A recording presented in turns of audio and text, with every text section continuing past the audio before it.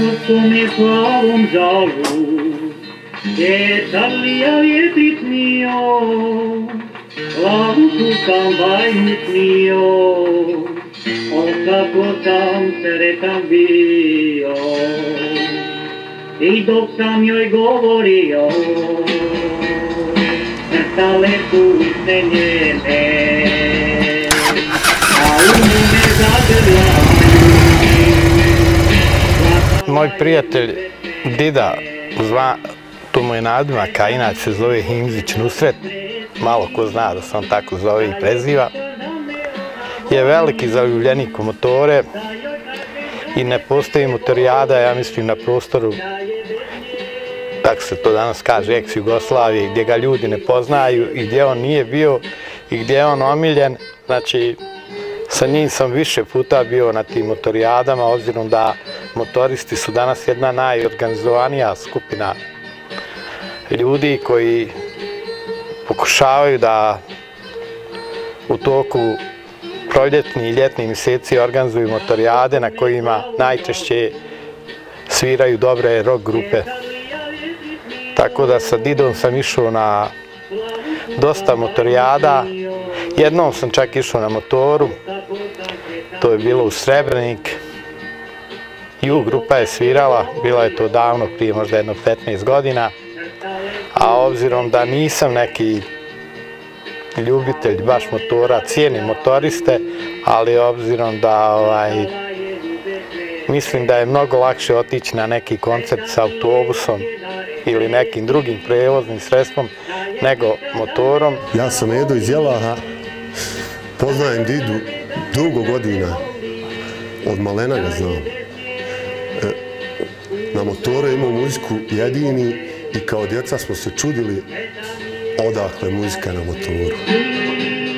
Da je pita da me ona voli, da joj kaže da me srce voli, da je bez nje tužan. U toku našeg druženja, ajmo reći da je to zadnjih 20 godina, išli smo na mnogo rock koncerata i koje odlazak na ta rock koncerte koji su većinom bili u susjednim državama, Srbija, Hrvatska, Mađarska, Slovenija. Mi smo često išli autobusom, ali Dida je dolazio i motorom na te mnoge rock koncerte. Svaki put kad je s nama išao autobusom, ta putovanja sa njim su stvarno nešto nezaboravno i sjećam se jednom da je na graničnom prelazu, sad nije važno kojem, Dida je toliko bio umoran da je ga carinik ostavio u autobusu, iako smo svi morali da izađemo iz autobusa. Kad je vidio Didu, rekao je: Dida, ti ne moraš, i ostavio u autobusu, a mi smo prošli tu proceduru pregleda. Bili smo na mnogim koncertima, od AC/DC, ZZ Top, Deep Purple. Dida je uvijek bio, sada da ga nazovem da idemo na koncert, Dida bi rekao da idemo. I na tim koncertima puno je njegovih prijatelja koje mi srećemo i bude nam lijepo. I Dida ponekad kad je na motoru on normalno ostane i duže mi se vratimo. Znači, to su prijateljstva koja se ne zaboravljaju. Na bilo kojoj motorijadi počev, mislim da je prva motorijada koja bude ovdje u Orašju i završi se negdje u Tuzli. Mi godišnje idemo negdje, i bar ja idem na možda jedno 5, ali Dida ide sigurno na 15. Ljubav prema motorima još od rane mladosti, iz djetinjstva, znači teško je naučiti, teško je zavolit, treba biti u čovjeku urođeno. Kao dječak, od oca sam krao motor APN4, pa da bi dolazio do svojih nekih motora, 14-ke, 18-ke u tom vremenu, Triumfa isto jako dobrog, pa Jave, pa MZ i tako dalje. Sve me to kroz život vezalo i što me veže i dan danas, u čemu je ostala ljubav prema motočkašima jako opasan sport, jako opasna ljubav. Ne bi preporučio nikom, ali eto, to je u meni. Zadržao sam to, imao sam i padova, ali hvala Bogu bilo je to nešto blaže i tako dalje. Puno prijatelja upoznao baš kroz taj motosport, kroz to motodruženje širom svijeta i tako dalje, što znači što je motosport nije samo motosport. Motosport je bit u motosportu, to je riječ rocker, rocker je riječ muzika, muzika je riječ koncerti. Dok sam bio momak, držao je muziku u Jelahu gdje su svirali Hamo i Soso i to mi je ostalo u dubokom sjećanju.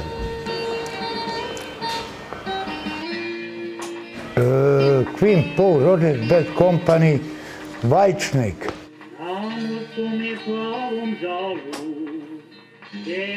Whitesnake, Iron Maiden, ZZ Top,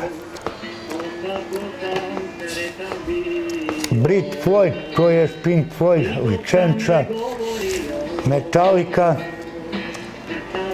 Deep Purple po 8 puta, Deep Purple, evo isto iz priloženog se vidi, znači to su te dvije, Gypsy Kings, jedan među posljednjim koncertima koje smo odgledali, pa Gary Moore, pa Eric Clapton, pa Judas Priest i Whitesnake, Lenny Kravitz, Iron Maiden, pa opet Whitesnake, pa Deep Purple, po koji put, ne znam. Scorpions, Indexi, Kemal Monteno i prijatelji, Albino, Cactus Jack, šta je ovo, Kemal Monteno, ovo su oni osvajači, Dino, Merlin, Parni Valjak, Richie Blackmore. Zvani Dida još od ranog djetinjstva, od rane mladosti. Čovjek koji je rano zavolio motore, u stvari to je urođeno u meni, pa isto traje i do dana današnjeg. U narodu sam i dan danas Dida, čovjek koji kotira i koji se veže uz motore, uz rock muziku, veliki rocker, ugostitelj i tako dalje. A evo u ranoj mladosti bio sam ovo što jesam, možete pogledati na slici. Poznajem gospodina Didu dugo, znam da dugo vozi motore, voli rock'n'roll i jednostavno legenda roka. To je to što da vam kažem. Znači sve najbolje o tom čovjeku. Dobar prijatelj, dobar drug, veliki jaran i ništa više. Čovjek živi lijep život. Najljepši. Pored motora, pored rock muzike, pored svega toga što ste vidjeli u mom životu, šta se odvijalo, na koji način i kako, imam i ljubav prema tim starim stvarima, to je s povijesnim stvarima, od čega je gramofon počeo, kako se je muzika slušala, na koji način, to je ovaj gramofon, ovaj radio. Svaki bajker ima svoju čaroliju. Iza ovih vrata krije se jedna jako zanimljiva, interesantna i lijepa čarolija koja se zove Didina čarolija.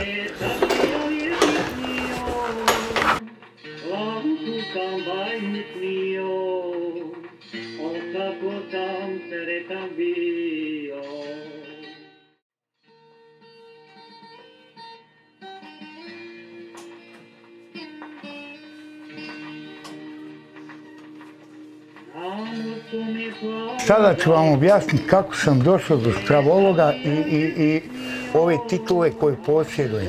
Preko svoje rahmetli Nene Đulce, koja je stavljavala strave, a ja kao njen unuk često sam bio prepadnut, isprepadan, napadan i tako dalje. Morao sam podvrgnut se saljevanju strava, čemu medicina nije mogla pomoći, nije zdravstvo uspjelo pomoći, nije, znači jedini način prepada bio je strava, saljevanje strava. To je u narodu već od pamtivijeka i kao dječak želio sam da postanem stravolog. da ja to radim, da pomažem ljudima prepadnutim, isprepadanim, napadanim i tako dalje. Međutim, prije same smrti Nena Đulsa mi je odala tajnu usmenu, rekla mi je način na koji ja mogu nastaviti se baviti tim poslom koji je ona radila u životu. I jako mi je drago i sve rahmete svijeta predajem svojoj nani i ja sam taj nasljednik Nene Đulse, jedan od možda vodećih stravologa u Bosni, ne znam da li to iko više radi, ali eto, zahvaljujući Neni Đulsi, ja sam taj. Ja znam da dida čak i to radi, saljevanje strava. Meni to nije nikad radio, niti sam ja prisustvovao iskreno, ali smo o tome pričali i znam da ta njegova priča, kad on to priča i kako to radi, djeluje da to je stvarno i umjetnost i neko remek djelo i u suštini ako nekom to pomogne, to je dobro. Prema tome, zna se da ljudima često može pomoći nečiji osmijeh ili nečiji stisak ruke, prema tome procedura stavljavanja strave nije baš ni jednostavna, ali znam da didi mnogi su dolazili i da im je on saljevo strave. Evo ovako, da vam otkrijem načine saljevanja strava. Ja lično imam trenutno dva načina na koji saljevam strave. To je olovo, drugi način je bila ključava voda. Evo da vam kažem nešto za olovo. Pošto je ovo sve COVID-19, tako dalje, ratovi, situacija je jako loša, teško je doći do olova, 2 tone su mi dole na granici, čekam da to rastarne, da dobijem to i da krenem i dalje sa saljevanjem strava, a ukoliko to nisam posjedovao olovo, saljevo sam strave na jedan drugi način, svoj način na koji sam mislio da je dobar. To jest, bila je ključava voda, znači stresem ključavu vodu, pun bokal ključave vode na glavu, gdje mi je čovjek priznao da je to efikasno i da se osjeća fantastično nakon toga.